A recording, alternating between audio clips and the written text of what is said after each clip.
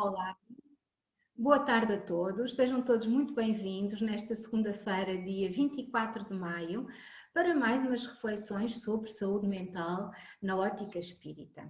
E nós hoje vamos exatamente falar do que já é considerado doença mental, no sentido das distonias, ou digamos dos desequilíbrios da própria saúde mental, que são as obsessões espirituais. E vamos ver como é que o Dr. Jorge Andreia aborda este tema, pois nós estamos a seguir o livro do Dr. Jorge Andreia de saúde mental e distonias mentais. E assim, nós hoje vamos dividir este tema em pelo menos duas reflexões, porque é uma área muito extensa, mas muito bem fundamentada, como não podia deixar de ser, pelo Dr. Jorge Andreia, e nós hoje trazemos a primeira parte das obsessões espirituais na ótica da saúde mental, e de hoje a 8 dias, se assim for da vontade maior, nós então iremos refletir sobre a segunda parte. E posto isto, eu iria convidar a todos para iniciarmos os nossos estudos, elevando o nosso pensamento ao mais alto, descontraindo todo o nosso corpo, a nossa mente, respirando serena e profundamente para melhor oxigenarmos todo o nosso corpo físico, e ao fazê-lo estamos a proporcionar aos nossos músculos e à nossa mente a capacidade de melhor descontraírem.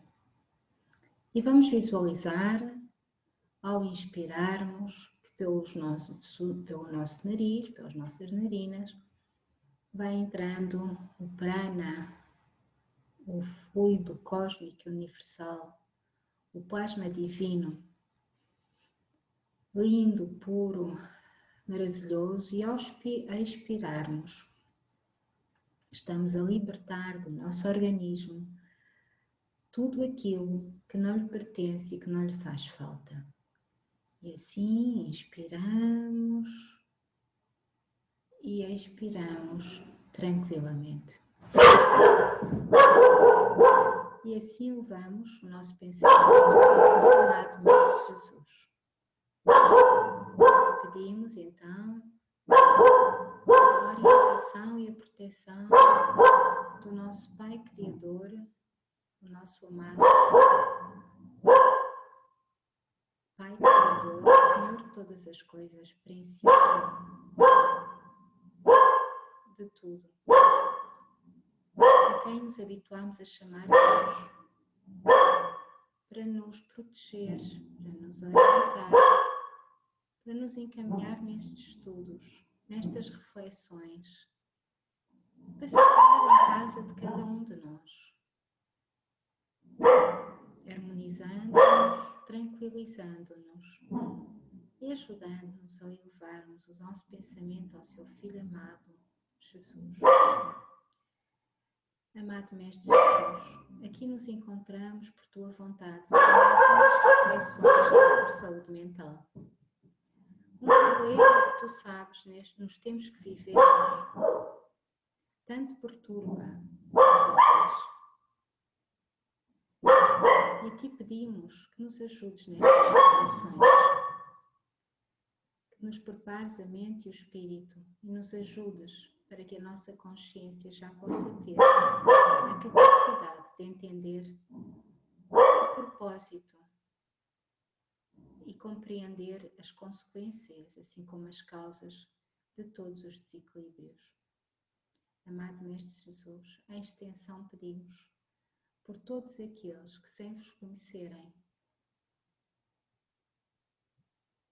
que sem saberem, presumem que tudo sabem, que tudo conhecem, e utilizam as armas psicológicas como a manipulação, a subjugação, o controlo, para desequilibrar a humanidade.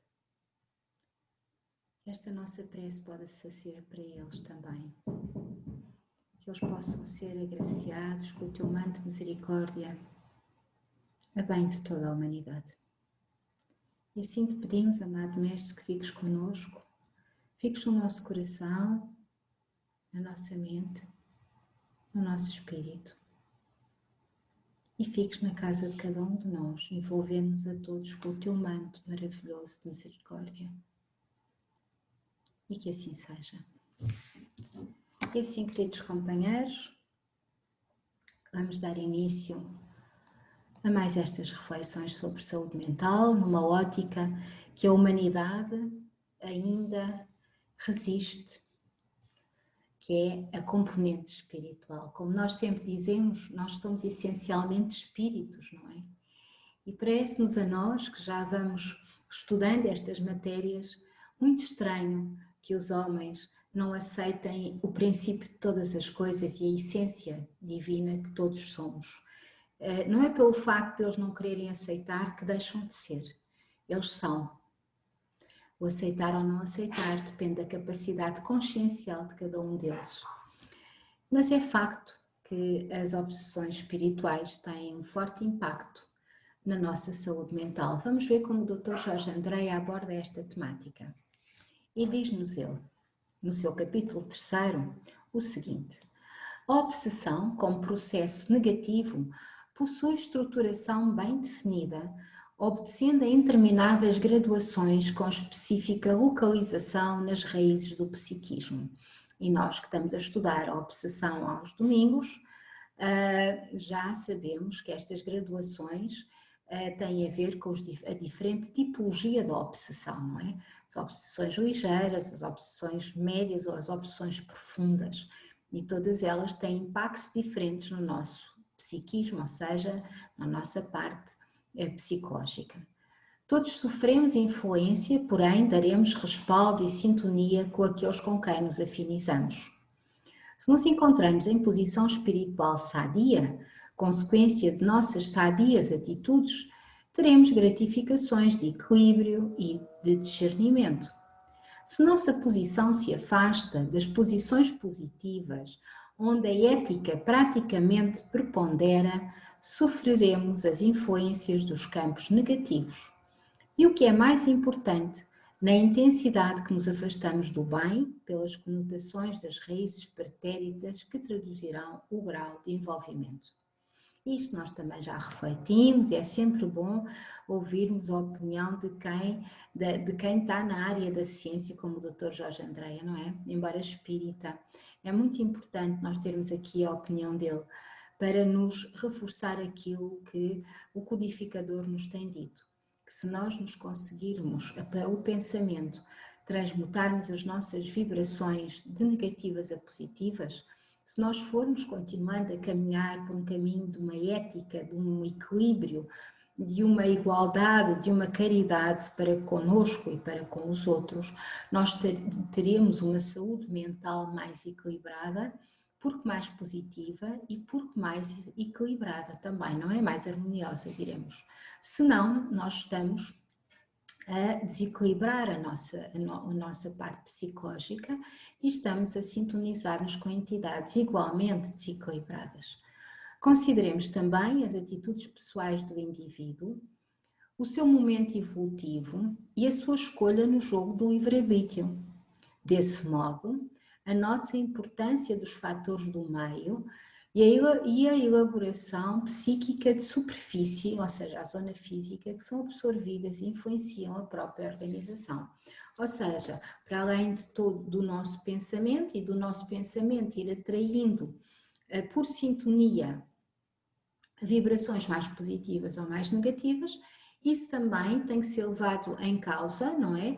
Quando nós nos encontramos pela natureza da nossa própria reencarnação, em diferentes sociedades, em diferentes meios, nos damos pessoalmente nas nossas rotinas com pessoas mais ou menos equilibradas, mais ou menos positivas. E também depende, obviamente, das nossas atitudes, das nossas escolhas, daquilo que nós ao segundo optamos ou não optamos, e tudo isso tem impacto não só na nossa parte psicológica profunda, mas também na nossa parte psíquica, mais na zona física, não é? Consoante o nível de vibração, se for mais intensa em termos negativos ou menos intensa.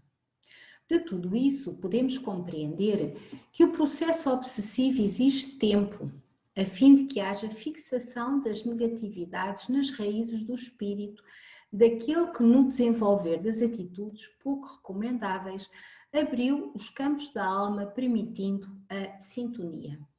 E nós já vimos também que a fixação já é um estado grave da obsessão, não é?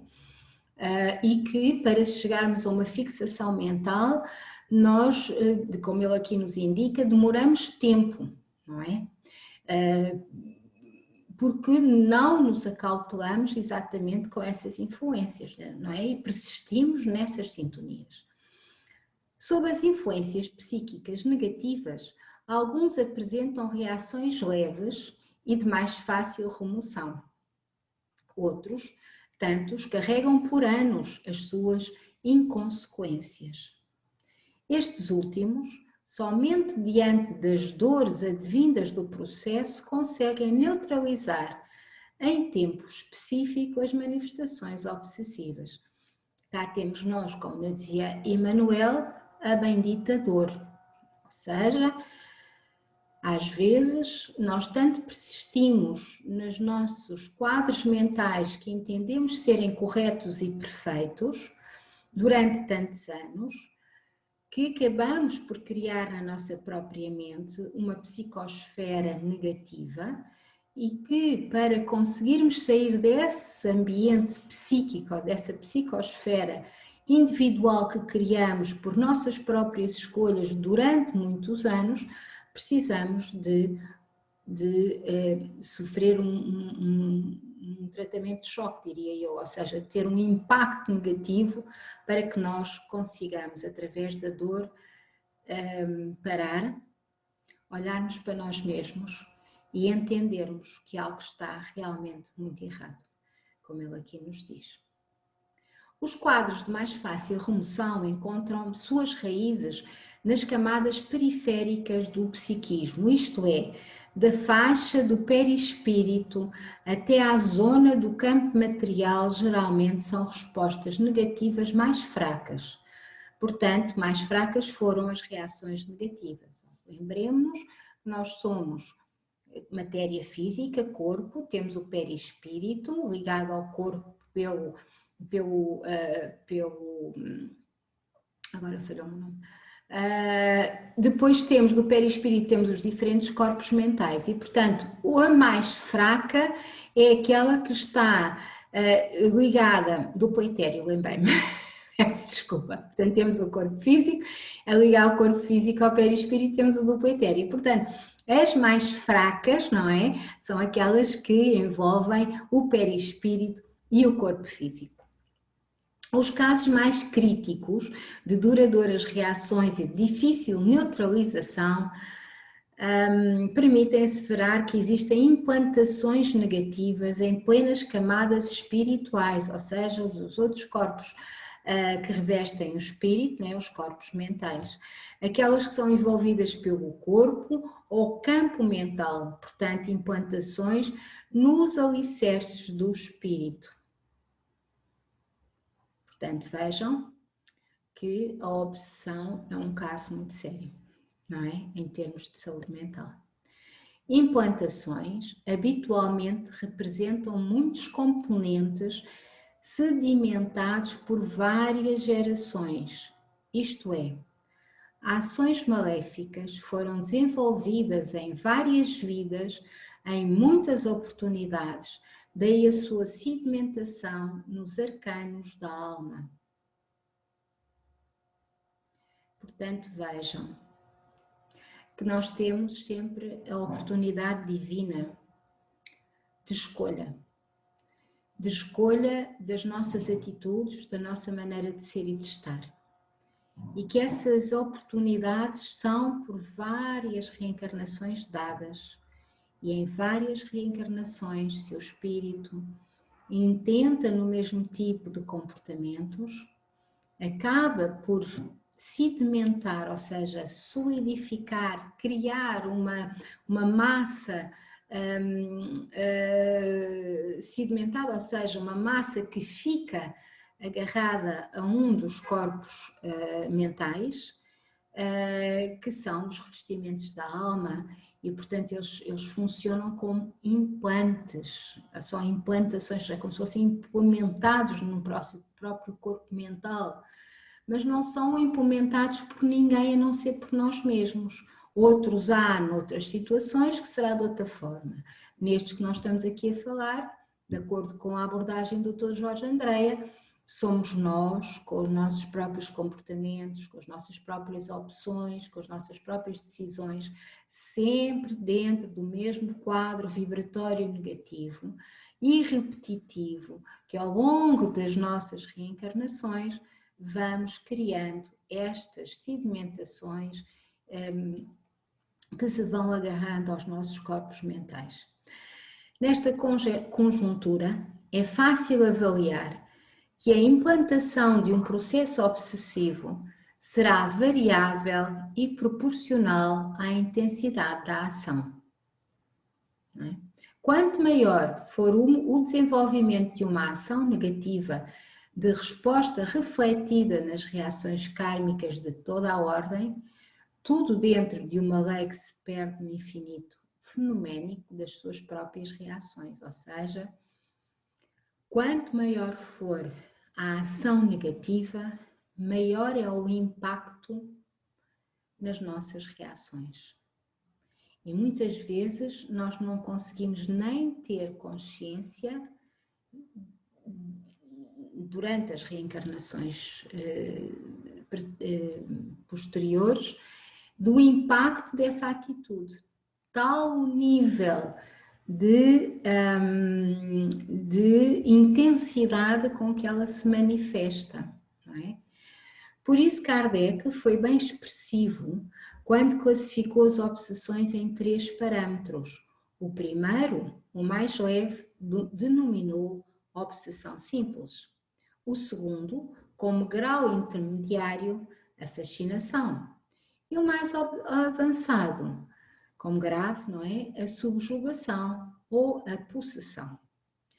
Na obsessão simples, o indivíduo possui total capacidade de raciocínio, percebe as distonias, ou seja, os desequilíbrios, chega mesmo a classificar certas tendências como não sendo suas.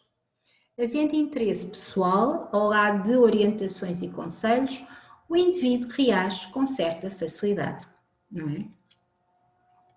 E nós todos já experimentámos obsessões simples, não é?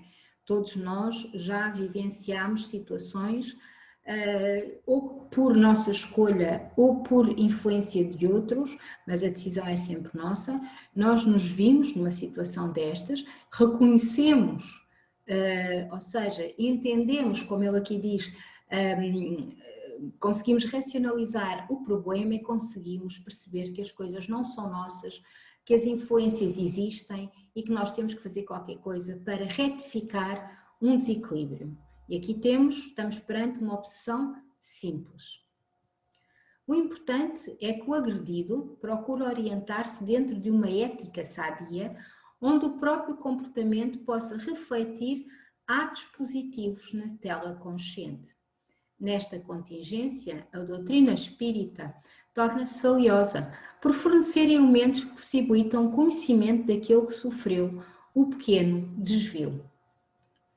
Portanto, nós já sabemos que nestas matérias, de facto, a doutrina espírita tem ferramentas, tem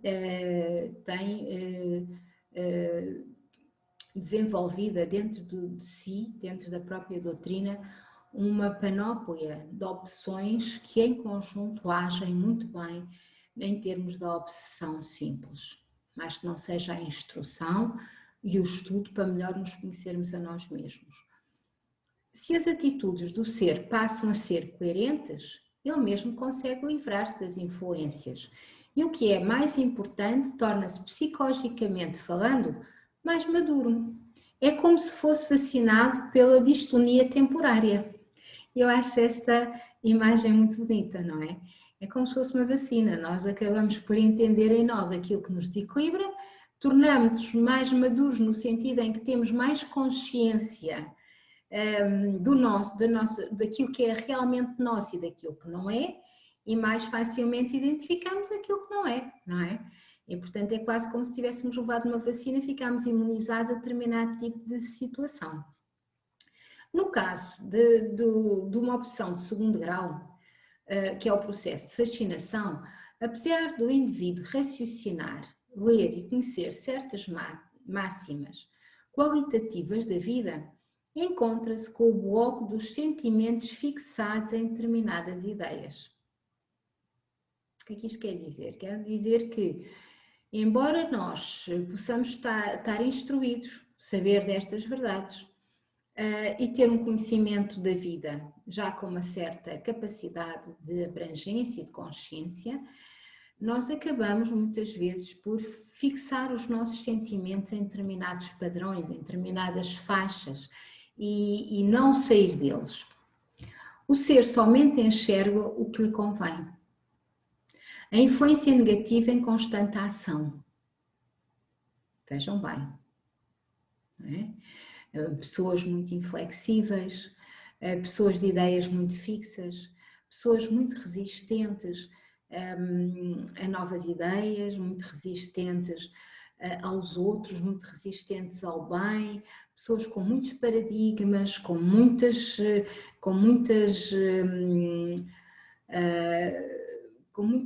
verdades exclusivas, por exemplo. Pessoas que rejeitam as coisas à partida sem tentar perceber como é que elas funcionam, podem estar perante um caso destes. Mesmo que possua alguns conhecimentos espiritistas ou mensagens de alerta, as suas ideias estão convergidas para uma única direção. Esses indivíduos flutuantes jamais absorverão e muito menos procuram ter atitudes de vida coerente com a moral espírita, que é séria e sem pieguismos. E que esta questão do pieguismo é curiosa, porque nós conhecemos muitas pessoas, não é? Todos nós.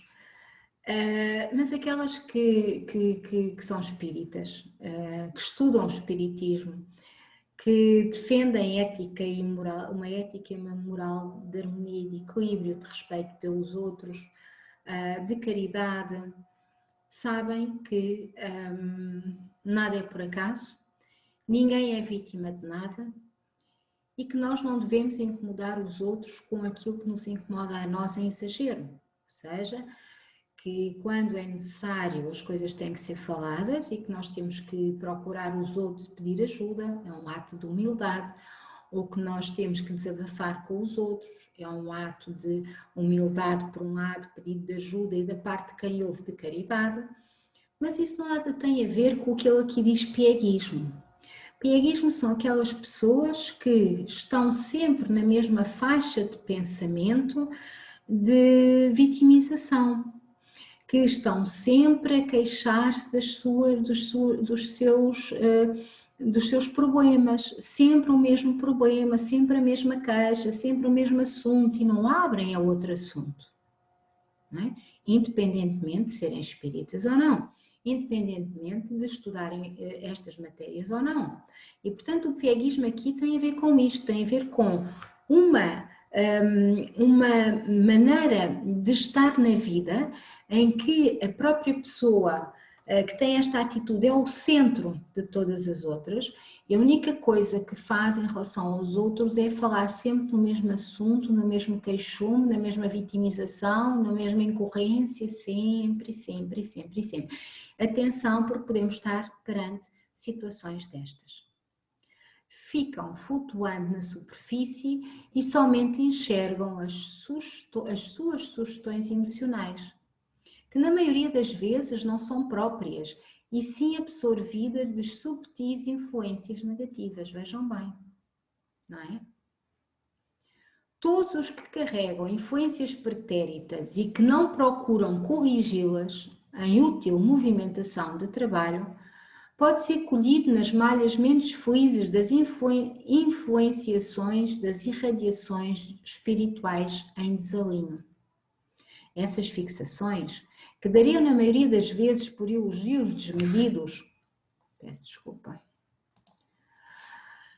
ou pela exaltação de conhecimentos inexistentes, na absorção desses mananciais depreciativos, haverá desencadeamento de autêntico processo de autofagia psicológica pela sintonia com o elogio despropositado ou pelas manifestações festivas de inexistentes valores, a fim de satisfazerem o próprio ego perante as efusões de mediocridade. Portanto, estamos a ver que são pessoas exageradamente autocentradas, ou que se vitimizam, o pieguismo, ou exageradamente autocentradas, em que só o seu ego tem impacto nos outros e que são muito propiciadas ao elogio, propiciadas à enaltação, ao desequilíbrio psicológico e, portanto, nada tem valor à volta delas a não ser elas mesmas, estão fixadas nelas próprias. Com isso, os canais da alma ficam ligados às forças negativas e o envolvido passa a incorporar definitivamente a ideia ou o grupo de ideias e a defendê-las até com certa dose de insistência. Essa condição pode dar nascimento às manifestações compulsivas, isto é, necessidade de realizar o impulso emocional em ação. Ou seja, eles têm necessidade de continuar a alimentar esse tipo de postura, esse tipo de conversa, esse tipo de atitude. É uma coisa compulsiva. Quando a pessoa tenta, e vocês já devem com certeza também ter tido estas experiências, quando se tenta sair daquele assunto porque nós sentimos que aquilo é demasiado negativo e demasiado obtuso, digamos assim, é muito inapropriado. Normalmente a reação é, nós falamos, as pessoas ouvem e depois na primeira oportunidade a pessoa volta ao mesmo assunto, quase como uma compulsão, tem necessidade imensa de voltar àquele nível de vibração. Nesta segunda categoria, as fixações, como típicas posições, o ciúme desmedido e o narcisismo. Pronto, o narcisismo são aqueles que nós vimos agora, que têm um ego demasiado grande e que nós têm que estar sempre a falar sobre eles próprios, nós tentamos desviar o assunto e não funciona. E o ciúme, que já vimos alguns casos com o livro da doutora Marlene Nobre no estudo da obsessão, que são desequilíbrios grandes que criam fixações mentais ilusórias de situações que não acontecem e que são autoalimentados exatamente por entidades desequilibradas em situações de ciúme que depois normalmente têm desfechos muito complicados, mas que são resultado de fixações, são obsessões intermédias. Este último campeia na nossa sociedade, ou seja, o narcisismo, nas mais variadas manifestações, tanto no elemento masculino quanto feminino. Citar exemplos seria fastidioso, diz ele. Basta lembrar as lutas humanas pelos cargos representativos de toda a natureza, incluindo posições de poder intelectual e industrial. Também o narcisismo, quando cultivado, encontra-se presente nas atitudes pessoais com os seus imensos reflexos na música popular, na pintura, na escultura e tantas outras atitudes humanas. No avanço do individualismo dos nossos dias, onde a cooperação está quase afastada da sociedade humana, dando lugar à competição, nunca houve tanta egolatria. E é verdade, e nós vimos isso todos os dias em todos os lados. Até há um hábito das pessoas incentivarem as outras a serem mais egoicas, a serem mais narcisistas, a mostrarem-se mais, a serem mais briosas, não é? E atenção, porque podemos estar perante situações deste teor. Os espelhos das academias de ginástica têm incentivado exercícios excessivos, com a exclusiva finalidade de criarem belos heróis. Homens e mulheres estão penetrando nesta escalada, desnudando-se a fim de se autoapreciarem. E o que é mais triste, muitas vezes entrando, diria eu, numa atrofia intelectual, mostrando apenas músculos e formas do corpo físico como a coisa mais importante, não é? Portanto, digamos que é uma manipulação mental para nos esquecermos da essência que somos, não é? Ao lado disso, procura-se a lipoaspiração, cirurgia plástica pelos mais idosos, com muito pouca indicação cirúrgica, reflete os excessos do nosso tempo, o materialismo. Os indivíduos nessas compulsões desarmónicas passam a absorver o resultado de seus próprios desequilíbrios, de modo a acumular e formar um conteúdo negativo que um dia terá de exteriorizar-se, a princípio sob forma de irritações psicológicas de pouco significado, até ao aparecimento de anseios ligados à não realização dos projetos da vida. Dos anseios aos graus das ansiedades, o salto é pequeno. Com a evolução do processo vão apresentando sintomas mistos e mais complexos de que a auto-obsessão, que fatalmente desaguará em obsessões maiores, nutridas pelas irradiações psíquicas daqueles com quem se afinizam. As manifestações máximas da obsessão, como terceiro e último estágio, estariam nos graus da subjugação, verdadeiro estado possessivo. Nestes patamares encontramos imensas variedades onde as distonias mentais ocupam o lugar de destaque dentro das notórias manifestações neuropsicóticas. Vejam a analogia entre uma obsessão grave, não é? De subjugação ou de possessão, com as doenças neuropsicóticas. E assim, queridos companheiros, chegamos ao fim do nosso estudo. Nós iremos continuar exatamente neste patamar ou neste nível das opções mais graves e a sua inter-relação com as doenças psicóticas ou neuropsicóticas, que são também, como vimos no último estudo, das doenças, das neuroses, das doenças mentais, das mais graves, não é? Portanto, as doenças psicóticas são mais graves que as neuroses, são mais graves que as psicossomáticas, são consideradas doenças do quadro mental grave. Assim como as obsessões, no grau mais grave, que é o terceiro, que é este, subjugação ou estado possessivo, são também as obsessões mais graves. E este equilíbrio, esta relação entre elas, claro que não é por acaso, não é? E assim, queridos companheiros, nós chegamos ao fim destas reflexões sobre a saúde mental, obsessões espirituais, a primeira parte. Ficamos nas doenças neuropsicóticas ou nas obsessões de terceiro grau, mais grave, fascinação e possessão. E no próximo dia, 2 a 8 dias, se assim for da vontade maior, nós iremos continuar exatamente neste ponto. Vou-vos convidar então a elevarmos o nosso pensamento ao mais alto. Tranquilizarmos a nossa mente de toda esta informação, que é muita e foi muito rápida, para agradecermos ao nosso querido e amado Mestre Jesus as oportunidades que nos deu de podermos estar aqui reunidos em seu nome, para melhor estudarmos estas matérias, para fazermos as pontes entre a ciência e a espiritualidade, para melhor compreendermos as analogias entre elas, as semelhanças, e no fundo que são a mesma coisa, com nomes diferentes, com abordagens diferentes. E a importância que tem para nós termos este conhecimento, sabermos estas verdades, para assim também nos precavermos, nos entendermos, trabalharmos em nós mesmos e melhor podermos ajudar aqueles que estão à nossa volta. E assim, amado Mestre Jesus, com o coração cheio de gratidão por esta oportunidade de reflexão e estudo, te pedimos permissão para encerrarmos este estudo e te pedimos que fiques com todos nós, hoje, agora e sempre. E que assim seja. E assim, queridos companheiros, resta-me despedir-me até quarta-feira. Nós hoje não vamos ter muito tempo, já estamos com menos de 1 minuto. Eu desejo a todos uma noite abençoada, desejo a todos uma boa semana. Sim, Telmo. Igualmente, obrigado. Desejo igualmente também para todos e voltamos a ver quarta-feira.